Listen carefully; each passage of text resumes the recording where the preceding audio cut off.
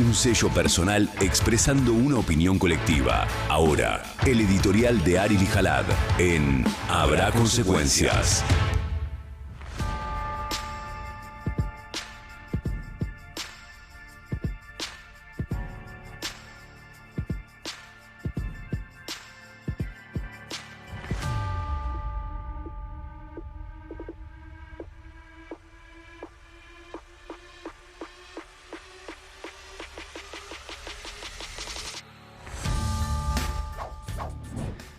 Recién cuando estaba presentando el editorial, pensé algo que no había pensado, ¿viste? No sé si alguna vez les pasa, ¿no? Pero que tienen como algo preparado y cuando lo van a explicar se dan cuenta de que hay una vuelta de tuerca mucho mejor.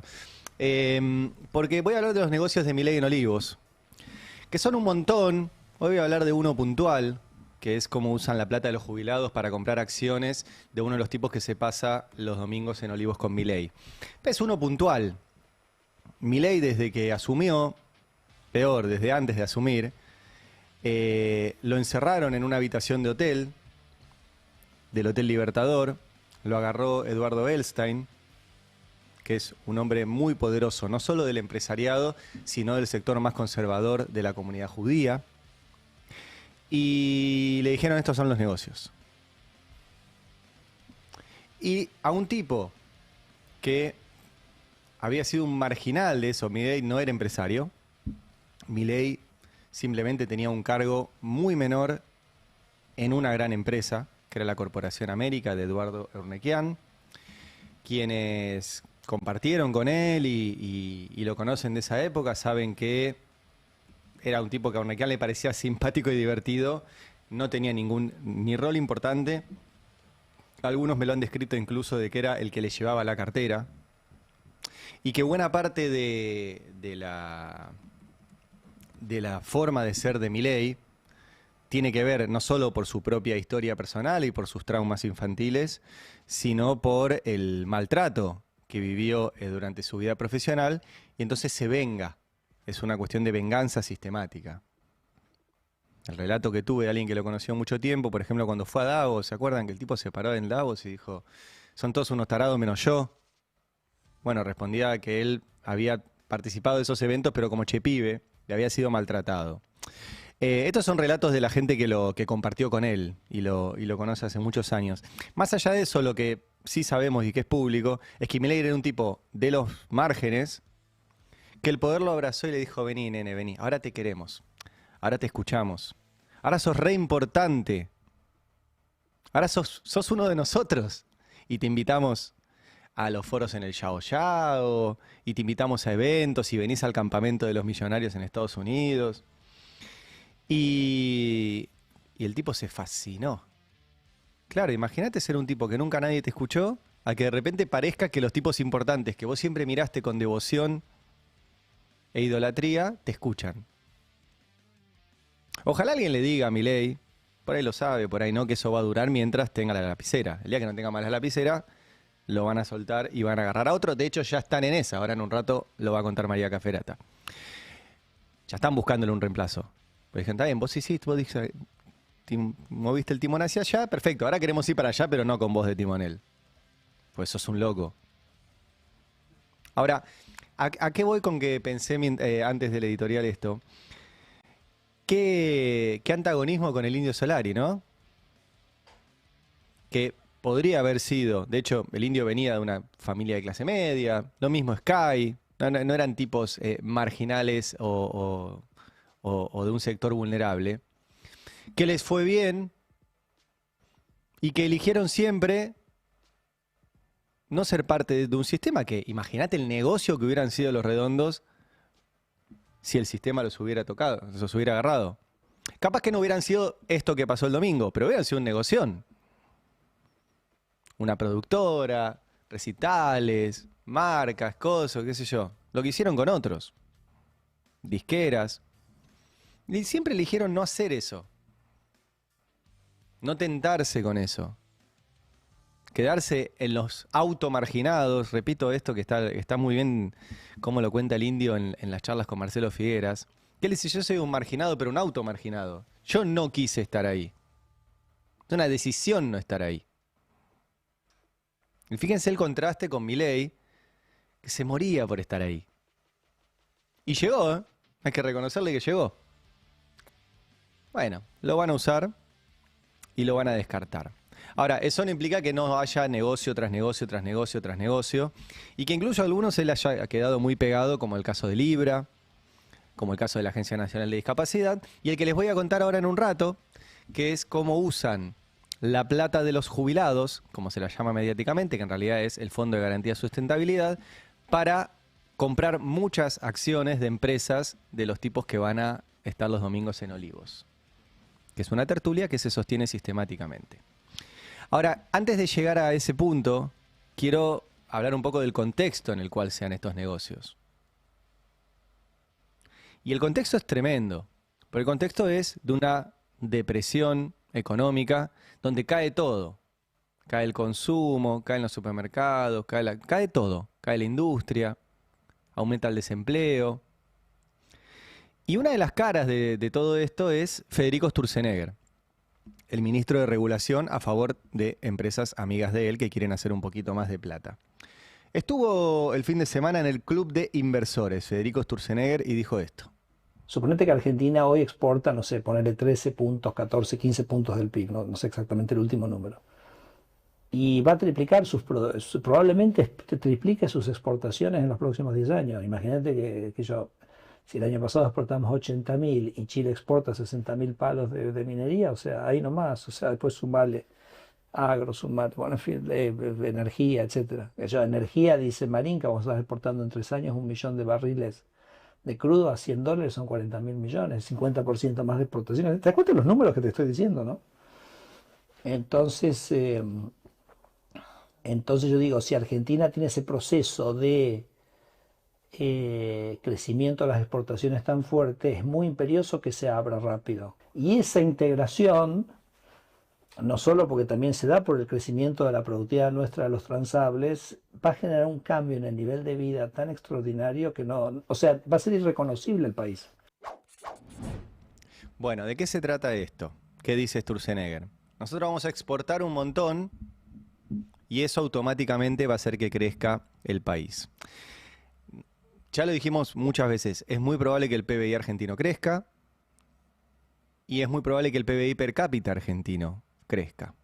¿Significa esto que vamos a vivir mejor las mayorías? No. Porque una cosa es que crezca la torta y dividas esa torta por la cantidad de habitantes y te dé un promedio interesante. Y otra cosa es que esté repartida de esa forma que da el PBI per cápita. El modelo, que ahora les voy a mostrar los datos, indica que eso no va a suceder.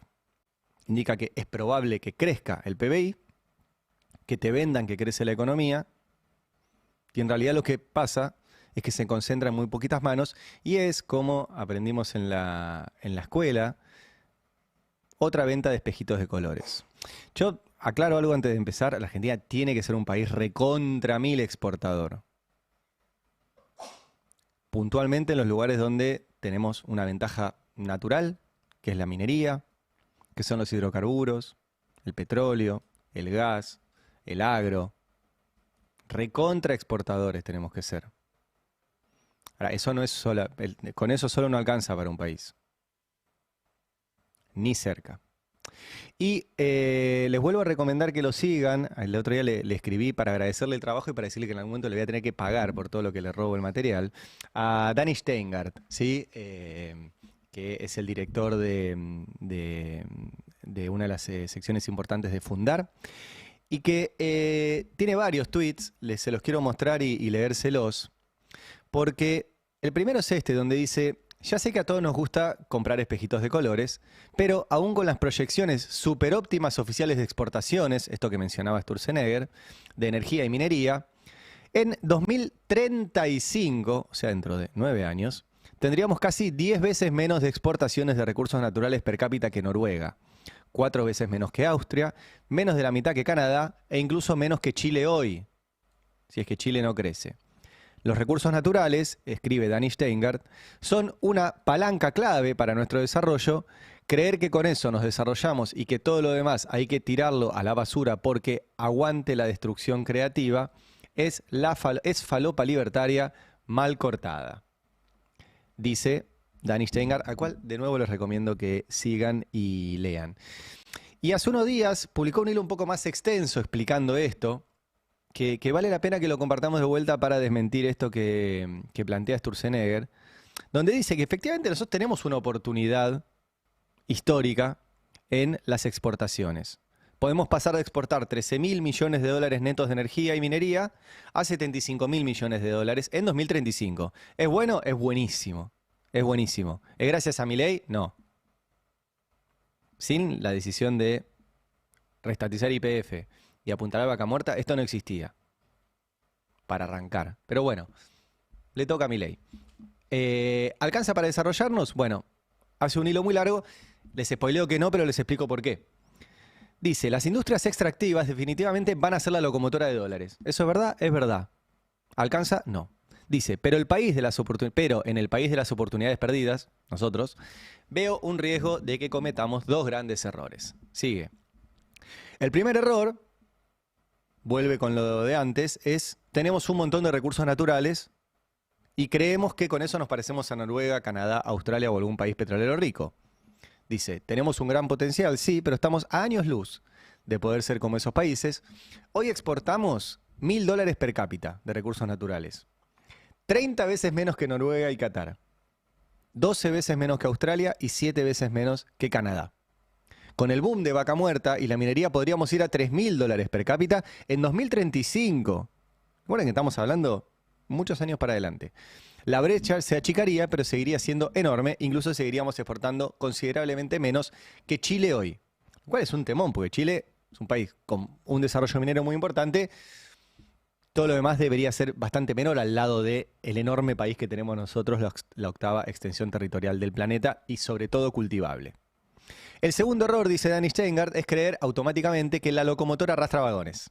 Es decir, que las industrias extractivas, estas que celebra Sturzenegger, derraman en el tejido productivo y social. Quédense con esto de derraman porque después voy a volver sobre el punto. Veamos qué está pasando hoy. Y acá muestra Dani Steingart de una serie de gráficos donde él pone la relación entre crecimiento económico y empleo formal en los últimos 30 años. Pon el siguiente. Acá te muestra los que no están viendo, se los cuento, es un gráfico de doble entrada. Vos tenés del lado arriba cuando crece el país, ¿sí? Abajo cuando el país no crece. A la derecha cuando el país crece, a la izquierda cuando el país no crece. Y después tenés arriba donde el país genera trabajo y abajo donde destruye trabajo. Lo primero que te muestra es todos los años donde el país crecía y aumentaba el laburo. Y son un montón. Curiosamente coinciden con los años que te dicen que se robaron todo. 2004, 2005, 2007, 2006, 2003, 2011, 2008, 2015, 2010. Hay otros también, 2017, 2021, 98, 87. Ahora, la mayoría de los años en donde se creció y se creó laburo fueron los años de los gobiernos kirchneristas. ¿Hubo años de gobiernos kirchneristas que esto no pasó? Sí. Mira, vamos a seguir con el gráfico. Acá ahí es al revés.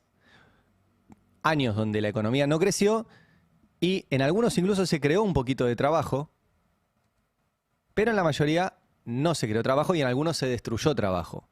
La mayoría corresponden en este caso 2000, 2001. En el 2012 pasó eso también, pero no se destruyó trabajo. O sea, no creció la economía, pero no bajó el empleo. 2018, 2024, etc. Ahora, ¿cuál es la particularidad actual? ¿Por qué hago todo este prólogo? Pues vos tenés acá años donde la economía creció y se creó trabajo, años donde la economía no creció y o no se destruyó trabajo o se destruyó trabajo. Lo que nunca había pasado es el siguiente, 2025, donde la economía crece y se destruye empleo. Eso no había pasado nunca. Esa es el gran invento, la gran particularidad de Milei. Lo que dijo Sturzenegger en el tape que les puse recién es: exportemos tranqui que entonces todos vamos a vivir mejor. Bueno, hicieron eso. Se dedicaron a exportar tranqui y lo que hubo es crecimiento económico con menos trabajadores. Crecimiento económico con caída de ventas en supermercados. Crecimiento económico con caída de ventas en los mayoristas. Crecimiento económico con caída de ventas en los shopping. Crecimiento económico con más desempleados. Crecimiento económico con 24.000 empresas menos. Crecimiento económico con 300.000 trabajadores menos. ¿Es crecimiento económico? Toda esta última parte es mía, no es de Danny Steingart. Digo, para que no lo puteen a él. No, pero me baso en esto. O sea, nunca había pasado esto. Nunca había pasado. Y eso es una decisión. El gobierno tiene decidido que los únicos que ganen son las empresas de minería, algunas empresas del agro. El fin de semana estaban muy contentos porque Luis Dreyfus va a poner una fábrica acá en Bahía Blanca, ¿sí? Para procesar, creo que maíz. Buenísimo, ponerse una fábrica acá. Dreyfus es una de las cerealeras que maneja nuestro comercio exterior y que es una de las grandes beneficiarias de todo esto. Esa fábrica de Dreyfus, de ese sector, no va a tapar las 24.000 empresas que cerraron, las 3.000 industrias que cerraron, los 300.000 puestos de trabajo que se perdieron. No lo va a tapar, no hay forma. No da el cálculo. Ahora, mientras Danny Steingart publicaba esto, el Banco Central decía que tranquilos que el derrame ya va a llegar. Por eso les dije que pongan lo del derrame ahí. Hay una nota de Infobae que lo cuenta. Dice, el gobierno explicó cómo cree que se dará el derrame de crecimiento hacia sectores que hoy están postergados. Primer punto, parece que hay sectores postergados. De repente. Y dice, se trata de un informe elaborado por el Banco Central. Reconoce que el modelo tiene, comillas, este es buenísimo, ganadores naturales. ¿Sabes qué? Si no, si vos no estás ganando, es que la naturaleza no quería. Ganadores naturales. Pero que precisarán insumos, logística y servicios urbanos, generando un círculo virtuoso en la producción. O sea, vamos a cocinar para ellos. Un poquito de logística, un galpón, un camioncito y listo. Hay un video de la presentación que hizo Vladimir Berning, personaje poco conocido en el gobierno, muy importante, es el vicepresidente del Banco Central, otro hombre del JP Morgan en el gobierno, que presentó este informe así. En los trimestres que vienen la inflación continuará reduciéndose a pesar del reacomodamiento continuo de precios relativos y la recuperación de la actividad se consolidará, abarcando progresivamente más sectores, como suele suceder normalmente en todos los ciclos. Los sectores líderes requerirán de insumos, infraestructuras, servicios urbanos, logística, de manera que su eslabonamiento con otros sectores contribuirá a la creación de oportunidades de empleo. O sea, la postura del gobierno es, esperen chicos, primero le vamos a regalar toda la minería, a los hidrocarburos, que yo insisto, tenemos que A mí me putean un poco cuando digo tenemos que tener minería. Me parece que tenemos parados arriba de litio, cobre, oro, tierras raras, y simplemente digamos, no, eso no se toca porque toca el medio ambiente, todo toca el medio ambiente. Tenemos que poder hacer una minería sustentable, vinculada a la comunidad, con proveedores locales, cuidando todo lo que se pueda al medio ambiente, pero estar parados arriba de eso es realmente ridículo. O sea, nosotros no exportamos cobre y estamos en la misma montaña que Chile del otro lado. Entonces, tenemos que hacer minería. Esto no es una prédica anti-minería. Ahora, lo que dice el gobierno es, tranqui, hagamos solamente eso, que automáticamente, como eso va a demandar, bueno, la economía va a andar así. No hay forma de que demande. Para que se den una idea, la minería genera el 1,5% de los puestos de trabajo del país. El 1,5%. Supongamos que va a crecer tanto que se triplica. Va a generar el 4,5%. Supongamos que genera alrededor, como hace la construcción, el doble de los puestos de trabajo que genera de forma directa. Vamos a llegar al 9%. ¿Se dan cuenta que no alcanza igual? O sea, por más optimistas que sean, no te dan los cálculos. Y tampoco va a pasar eso. Porque la minería requiere mucho trabajo al principio, en la parte de construcción, y después está todo automatizado, después despide. Por eso era tan ridícula la presentación del secretario general del Sindicato de la Construcción, de la UOC, era Gerardo Martínez, apoyando el RIG y diciendo, esto va a generar puestos de trabajo. Son puestos de trabajo durante 5 minutos. Está bien, ese obrero necesita esos 5 minutos de trabajo. Pero eso no es pensar un país, eso es pensar solamente la propia. 5 minutos. Bueno, eso es lo que tiene en la cabeza, como verán, Sturzenegger, Vladimir Berning y todo el gobierno, y efectivamente no va a alcanzar. Esto está en varias notas del Destape también el fin de semana. Comparto una de Rodrigo Núñez, que es el number one, Rodrigo Núñez. Son las notas más leídas del Destape. Un capo. Gran jugador de fútbol y ricotero también, Rodrigo Núñez, zurdo. Zurdo de jugar al fútbol. No, pues después se va a enojar. No hay dos Argentinas, salvo en las petroleras. El desempleo avanza en todas las provincias. Un informe derribó el mito de las dos Argentinas y confirmó que la pérdida de puestos de trabajo bajo el modelo de Milei golpea a casi todo el territorio nacional. Publicó el fin de semana Rodrigo. Hay muchos datos. Ahí tenés la variación del empleo por departamento 2023-2025. Nada, todo en rojo, excepto, repito, algunos lugares puntuales donde hay minería o un poco de trabajo del sector agropecuario. Está la variación de la actividad industrial, que es la gran generadora de puestos de trabajo. Y miren lo que es esto, todo para abajo, todo para abajo. Y esto no es una discusión industria o campo, Vamos a tener campo e industria, y sobre todo campo industrializado. Ahora tenemos solo campo. Y esta es una también de las tantas cosas que te destroza la soberanía. Y se explica poco, me parece esto, pero un país sin industria no es muy soberano, que digamos. Si vos no podés hacer tus propios autos, tus propias ruedas, tus propias máquinas, y dependés de otro país para que te las mande, el día que el otro país no te la quiere mandar, no puedes hacer nada. Entonces, hay un vínculo entre industria y soberanía. No lo digo yo, lo decía Manuel Belgrano, ¿viste? Como pero ahí está. Y por algo lo están destruyendo. Es una dependencia tremenda. Y el gobierno lo único que hace es decir, no, yo ahora, este año, sí, estoy juntando dólares. Sí, mirá vos. Ahí está la nota de Zayat, ¿no? No, de Javier Sluky, perdón. De Javier Sluky, que dice Javier Sluky ahí, sí, yo llego a leer. El gobierno acumula, pero sigue faltando dólares genuinos. Frente a la baja liquidación del agro, parte de las divisas que ingresan surge del endeudamiento de las empresas. El riesgo de una crisis de bicicleta financiera que ponga en jaque el financiamiento oficial.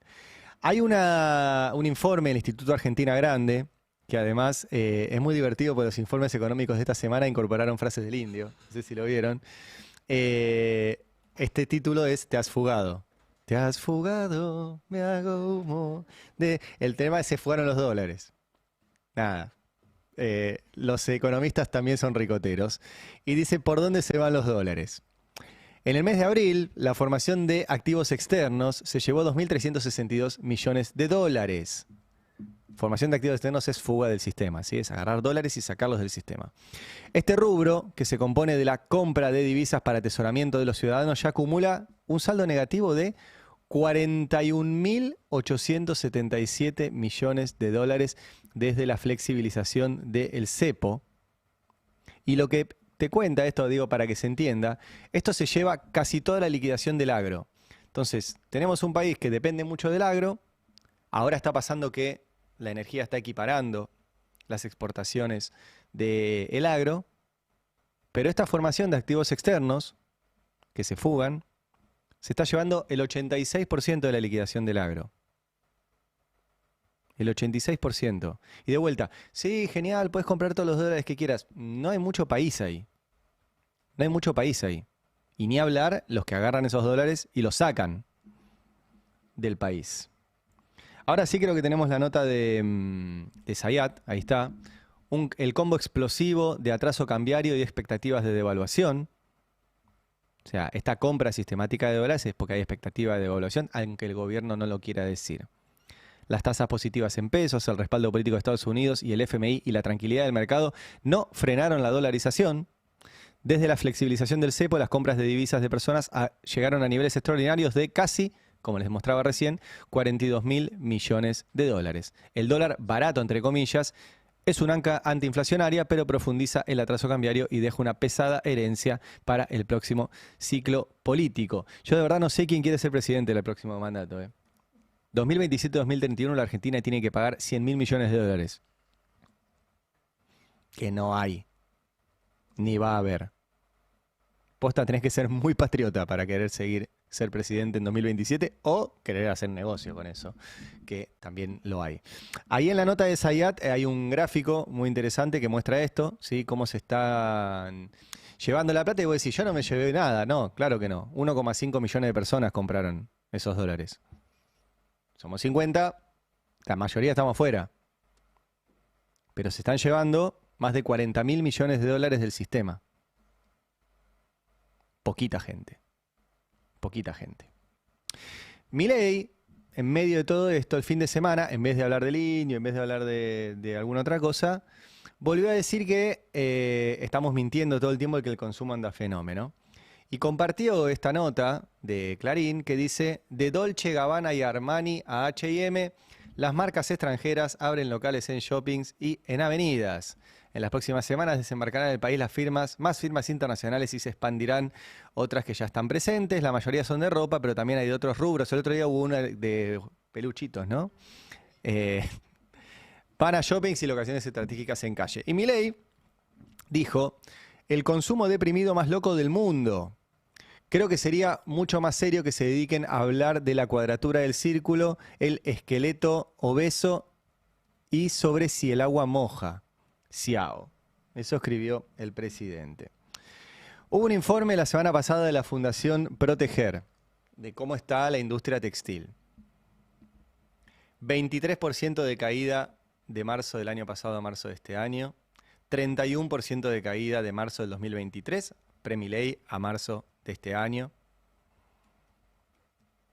Eso de productos textiles. Y si vas solamente a prendas de vestir, a ropa, cuero y calzado, de 2023 a 2026, caída del 22%. Están destrozando la industria textil. Y hay un tema para discutir ahí. Ahora me van a reputear los textiles, con los que hablo y mucho, que me dicen: no, pero vos decís que no tenemos que hacer ropa en la Argentina. Yo no sé si no hay que hacer ropa en la Argentina. Creo que es una discusión que hay que dar en la Argentina de pensar la reconversión productiva. ¿Qué podemos hacer? ¿Qué no podemos hacer? Capaz que en un futuro llegamos a la conclusión de que nos conviene, en vez de hacer ropa, hacer otras cosas. Capaz, insisto con esto. Ahora, lo que sí estoy recontra convencido es que de un día para el otro la industria textil no se puede reconvertir. La reconversión productiva es un proceso que han hecho muchos países que dicen: yo esto no me conviene hacerlo, pero tengo un montón de empresarios, pónganle textiles. Bueno, voy a acompañar ese proceso de reconversión desde el Estado, porque el Estado toma la decisión, y como lo voy a acompañar, le voy a dar tiempo, lo voy a capacitar, vamos a readaptar las máquinas, vamos a ver para qué sirven, y acompañar ese proceso de reconversión. Supongamos, insisto, no estoy porque después se enojan, pero supongamos que de la textil a otra. Ahora, hacer eso de un día para el otro, como hizo este gobierno, de decir: ¿saben qué? A partir de mañana no hacemos más ropa en la Argentina. Bueno, deja un tendal de empresas, de pymes, de proveedores de esas pymes, de laburantes, todo tirado. Todo tirado. ¿En pos de qué? De, como dice Milei, que vengan Dolce Gabbana y Armani a un shopping. ¿Qué es el consumo de ricos? Yo no sé ni qué es Dolce Gabbana para arrancar. Armani sé por alguna película. Pero Dolce Gabbana no es de dulces, ¿no? Es de ropa. Es ropa, ¿te acordás la época del Diego muy Sí, 90? sí. Es como un aspiracional muy de los 90. ¿Pero es barato? No, es cara. No, es Ok, carísima, no tengo- es de lujo total. Yo no tengo idea. Imagínate, yo cuando era chico pensé que Tommy Hilfiger era un amigo de una que No, conocía sos- porque lo mencionaba mucho. Impresionante. Así que Gloria Vanderbilt. ese Un tema de es uno de los, Wings. es un malo de una película de Spider-Man. No, yo no tengo idea, pero supongo que... el tema es que, ¿a dónde va a ir cara. eso? A los shoppings. Y ni ahí está funcionando. Pues Milei dice: es mentira lo de los datos de consumo. Bueno, qué sé yo, el INDEC dice que los shoppings cayeron 13,3% interanual. 13,3% interanual los shoppings. No sé quién va a ir a comprar. Alguien va a ir a comprar un vestido Armani que desconozco cuánto cuesta. Debe ser caro. Debe ser caro. Yo creo que ahí hay una discusión para dar. CAME también sacó un informe, la Cámara Argentina de la Mediana Empresa, donde muestra también esto, las caídas, ¿sí? Una vez más. Caída acumulada del 3,1, caída intermensual del 1,2, caída interanual del 1,2. Una vez más en las ventas minoristas. O sea, no es que no estamos viendo lo que pasa. Es Milei el que no la ve. También hay una nota en el Destape de Alan Longi que dice alerta máxima en la industria. Advierten por el récord de concursos preventivos de crisis. El concurso preventivo, para el que no sepa, es cuando una empresa efectivamente... Su nombre medio que lo indica, ¿no? Preventivo de crisis. Dice, se me viene una en crisis, tengo todas estas deudas, no las puedo pagar, voy a la justicia a decir, che, necesito que me ayudes con todos mis proveedores a ordenar todo lo que debo porque no lo puedo pagar. Y hay un proceso judicial ahí, de ordenamiento de esas deudas, y si no se pueden ordenar, vas a la quiebra. ¿Sí? Ese es el procedimiento. Bueno, récord. Récord de empresas que están yendo a la justicia y decir, che, se me viene el cierre, ¿eh? Se me viene el cierre. Después también está el récord de morosidad de las familias. Pues Milei dice, che, es mentira lo del consumo. Mirá, no solo es verdad, sino que la gente se está endeudando para consumir. Pero para consumir comida. Salió un informe de la UBA, otra nota del Destape. Está muy bien el Destape, la verdad que medio que no necesitas leer mucho más. La UBA advierte por el aumento de la morosidad y abre consultorios gratuitos para familias endeudadas. ¿Sí? Un informe de la Facultad de Ciencias Económicas señaló que los incumplimientos en créditos al consumo alcanzaron niveles superiores a los registrados desde 2009, incluso por encima de los observados durante la pandemia. Hay un gráfico también de la distribución del gasto que tienen los asalariados, ¿sí? De cómo ha crecido, si ven el gráfico, si no se los cuento, desde que asumió Milei, cómo aumentó ya 4 puntos lo que destinan a servicios en lugar de a bienes. Pues también nos aumentó la luz, el gas, el agua, todo eso. Y después está el dato que mostró Emi Pizarro recién, que es tremendo, que es en qué se va a usar el aguinaldo. Lo charlábamos recién con Emi. Bueno, 1 de cada 4 lo va a usar para pagar deudas. ¿Y por qué? Y porque 1 de cada 4 está endeudado y no puede pagar su deuda. Y si tiene, iba a decir el privilegio, viste, es un derecho el aguinaldo, pero bueno, si tiene el privilegio de tener aguinaldo, bueno, lo va a usar para tapar alguna de las deudas. Todo esto es el contexto de los negocios de Milei en Olivos, para que vean que no está bien la cosa, como para que ande regalando plata del ANSES. Publicamos el fin de semana, repito, quedó ahí tapado por algo obviamente mucho más importante que fue la muerte del indio. Pero esto es relevante porque esto lo publicó La Nación hace unos días, que publicó simplemente cómo el Estado había aumentado su participación en algunas empresas en las cuales el Estado tiene acciones a través de ANSES. Recordemos por qué el Estado tiene acciones. En los 90, cuando había FJPs, ¿qué hacían las FJP con la plata que supuestamente te guardaban? Compraban acciones de empresas. Muchas veces eran del mismo grupo económico. O sea, la FJP era una unidad de negocios de otra empresa. Por ejemplo, el Grupo Clarín tenía una FJP. Entonces, la plata que la gente guardaba en la FJP la usaban para comprar acciones de la otra empresa a precio inflado. Con eso capitalizaban la otra empresa y las AFJP se quedaban con esas acciones que al día siguiente valían mucho menos. Cuando se restatizan las AFJP, esas acciones que habían comprado con plata de la gente que ponía la guita en las AFJP quedan en manos del Fondo de Garantía de Sustentabilidad. Esa fue una idea de Amado Boudou. Según Cristina, en el libro Sinceramente, la medida más importante en lo político, en lo simbólico y en lo económico de todo su gobierno. Así lo escribe en Sinceramente. Y es una de las razones de la persecución judicial a Boudou y a Cristina, esa decisión de quitarles ese negocio, que era agarrar plata de laburantes y hacer timba con las acciones propias. Eso lo criticaron siempre los gobiernos posteriores, el de Macri, el de Milei. Le salvó la vida a todos. Al igual que Vaca Muerta, el FGS le ha salvado la vida a todos los gobiernos que vinieron después. Y deberían todos agradecerle a Cristina y a Boudou. Gracias por hacer ese fondo, porque si no, no hubiera sobrevivido ninguno, ¿eh? Ninguno. Y bueno, Milei no fue la excepción. ¿Y qué hizo? Puso al menos 55.000. Yo logré conseguir una buena parte de las planillas donde se detallan las compras que hacen, las compras y ventas que hacen de acciones y de bonos y todo lo que tiene el FGS. 55.000 millones de pesos encontré yo en una empresa que se llama BIMA. BIMA es la sigla de Bolsas y Mercados Argentina. Es básicamente la bolsa. ¿Sí? BIMA... el Estado tenía participación en BIMA, ahora aumentó casi 2000% su participación en BIMA. Aumentó en otras empresas también, ¿sí? no es la única, Pero llama mucho la atención Vima porque en las otras empresas donde el Estado tiene acciones, no aumentó tanto. Por ejemplo, el Estado compró acciones ay, para que no encuentro en la nota. ¡Ah! Disculpen, tendría que haberme puesto antes. Compró acciones, acá está, de IRSA y Cresud, por ejemplo, de Elstein, ¿sí? Aumentó un 17 y un 26%, del Banco de Valores, de otro amigo del presidente, Juan Napoli, un 23% más de acciones, de TGN de Paolo Roca, vieron que se putean en vivo, pero el Estado aumentó su participación en un 126% en TGN, de Central Puerto, aumentó un 155%, son números grandes. Ahora, esto que publicó el diario La Nación reveló un aumento de 1.928,4% de acciones del Estado en Vima.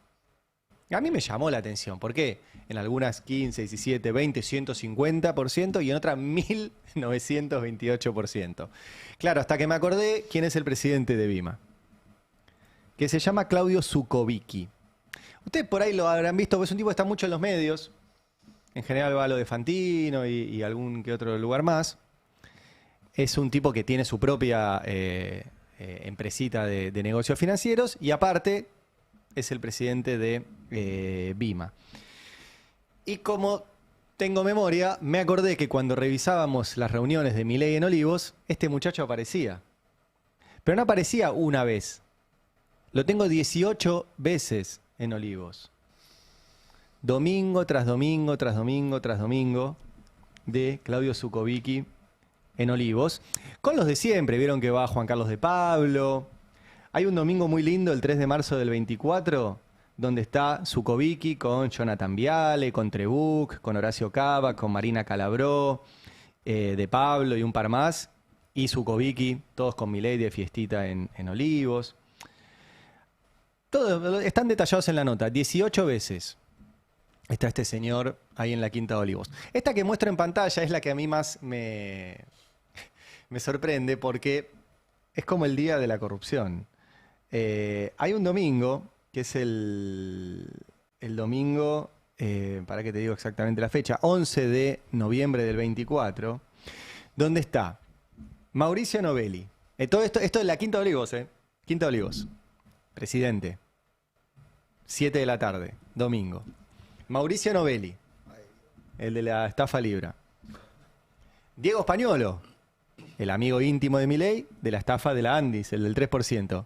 ¿Y quién está también? Claudio Zukovicki, que también llegó poco antes de las 8 de la noche, se fueron todos a la 1 de la mañana. Estaba Alejandro Rosichner también, Juan Carlos de Pablo, Demián Rey, del otro que salió volando por los quilombos de los contratos de basura en Nucleoeléctrica. Es como el gran día de están todos los casos de corrupción del gobierno metidos un domingo en la Quinta de Olivos, ahí. Y está este muchacho, Claudio Zukovicki. Alguien me va a decir, bueno, ¿qué pasó con las acciones? Porque eso es interesante, yo lo detallo en la nota. Las acciones de Vima y de la mayoría de las empresas argentinas pegaron un salto muy grande cuando Milei ganó las elecciones, ¿se acuerdan? Bueno, el gobierno compró antes y compró después. Y eso es raro, porque Vima recompró acciones propias hasta una semana antes de las elecciones. ¿Qué significa recomprar? Cuando están baratas, las empresas aprovechan para volver a comprar acciones que eran de ellos que las habían vendido. Cuando suben, no. Bueno, lo que yo detecté revisando las planillas es que el Estado iba comprando, iba comprando, iba comprando, iba comprando, y cuando pegan un salto del 80% en su valor, vos decís, ahí deja de comprar. Pues subieron. No, ahí fue donde más compró.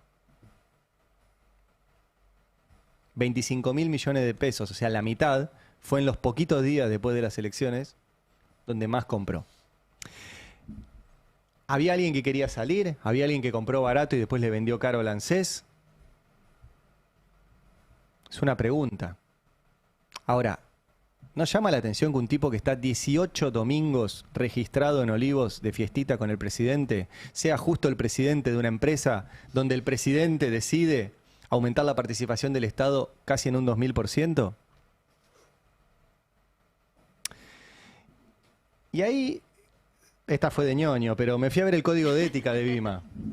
Viste que las empresas tienen un código de ética. No sé si nosotros tenemos, pero las empresas tienen un código de ética que son muy divertidos porque son muy duros en la redacción después. Y el código de ética de Vima, la empresa que preside Sukovicki, que estuvo 18 veces en Olivos, dice, textual, solo podemos aceptar invitaciones a actividades de ocio si surgen en el curso normal de los negocios y se producen en un entorno apropiado. A lo cual me pregunto si el curso normal de los negocios y el entorno apropiado es los domingos en la Quinta de Olivos. Es un entorno muy apropiado, Ari. Debe ser un entorno bastante apropiado. Nada, una de las cosas que pasan de largo. En el directorio de Vima también está Gabriel Martino, el expresidente del HSBC, que lo sacaron cuando se descubrió toda la guita en Suiza que no se declaraba. Hace poco lo entrevistamos, muy enojado por lo que contamos en un documental de Iron Mountain, y que también figura Martino sistemáticamente yendo a la Quinta de Olivos, incluso al chalet presidencial, que es más exclusivo todavía. Bueno, esa es la historia que quería contarles en el día de hoy. La otra de los negocios es la de Mirgor. Salió esta nota en Infobae. Dice, tras la reforma laboral, una empresa... Es buenísimo esto, porque esto en TEA te lo rebotan. Una empresa firmó el primer acuerdo de banco de horas. ¿Cómo va a funcionar? Vos decís, va a estar en la bajada la empresa. Va a estar. La herramienta quedó habilitada para compensar jornadas según necesidades operativas y ya registró un primer antecedente dentro de una actividad atravesada por los cambios. Decime dónde, hermano. En el título tenés que darme la data. 4 scrolls tenés que hacer para llegar, me parece. Es raro, ¿viste? Bueno, en la escuela de periodismo esto te lo rebotan. Sí. ¿Pero cuál es? ¿Cuál es? Bueno, la empresa es Mirgor. Mirgor es una mega empresa multirrubro, desde celulares, automotriz, exportaciones, tiene de todo. ¿Quiénes son los accionistas de Mirgor? Qué buena pregunta. Vamos a la estructura accionaria, ahí vos tenés al Fondo de Garantía de Sustentabilidad también, del ANSES, o sea que el propio Estado, en una empresa donde tiene el 22% de la empresa, va a negrear a sus trabajadores. Copado. Pero la empresa no la maneja, la ANSES la maneja Iltevere S.A. No sé qué significa Iltevere, tendría que averiguar. Italiano. Iltevere. ¿Se pueden fijar? Bueno, Bueno, Trastevere, el Tevere es el río. Iltevere. Pero no sé si será. Puede ser. Puede ser, ¿eh? El río, el Tíber, Tevere. claro. Mirá, no El lo había- Tíber. El Tíber. El Porque Tíber. Trastevere es atrás Bueno, del la Tevere. empresa tiene el nombre de el Tíber, que es el río que atraviesa Roma. ¿Quiénes son los accionistas de Iltevere? Ahí están. Nicolás Martín Caputo, Tomás Jorge Caputo, Estefanía María Caputo, Mónica María Caputo, Es más fácil Sebastián Luis leerlos, no Caputo, Caputo, Marcos Caputo, Matías Caputo, Ángeles María Caputo, María Candelaria Caputo, Milagros María Caputo, Fátima María Caputo. Y un par más, ¿no? Roberto Vázquez, que es el CEO de la empresa, y Hugo Villanueva, que no lo tengo. Bueno, todos los Caputos. O sea que la hicieron para ellos la ley. La hicieron para ellos. Así que van a terminar aplicando el banco de horas, que es básicamente que el empresario decide cómo maneja tu vida. Porque ellos, ¿qué te venden? No, hay momentos que no hay trabajo, entonces el trabajador se puede ir a su casa. ¡Qué bueno! Pero hay momentos que hay un montón de trabajo, ahí te tenés que quedar. ¡Epa! Pero, ¿cómo es? Porque ese día yo tengo otras cosas que hacer. ¿Quién organiza eso? No, lo organiza el empresario. En común acuerdo, claro, con el trabajador. Decís, ¡Ey! Bueno, lo que va a pasar es eso, y efectivamente están avanzando, según dice Infobae. En Mirgor cita declaraciones de la empresa, donde dicen que no, que esto es muy, muy beneficioso para los trabajadores. Me imagino, el día que tenés que ir a buscar a los pibes a la escuela, te dicen, no, hoy tenés que quedarte 12 horas. ¿Y quién va a buscar a los pibes? No, bueno, banco de horas, hermano, bancátela. Si no, no vengas al otro día.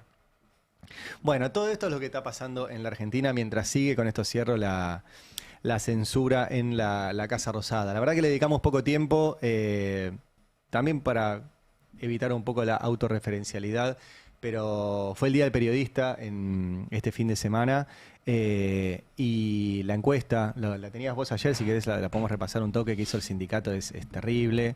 O sea, la mayoría de los colegas periodistas están absolutamente precarizados. Eso es un gran atentado, no solo a la libertad de expresión y al derecho laboral y a la posibilidad de que los periodistas puedan llenar la heladera, sino que es un gran atentado al derecho a la información. Porque si el periodista no tiene tiempo para producir información, porque tiene 7 laburos distintos para poder llegar a fin de mes, la información que ese periodista no produce no sale. Y si no sale, la ciudadanía se queda sin saberla.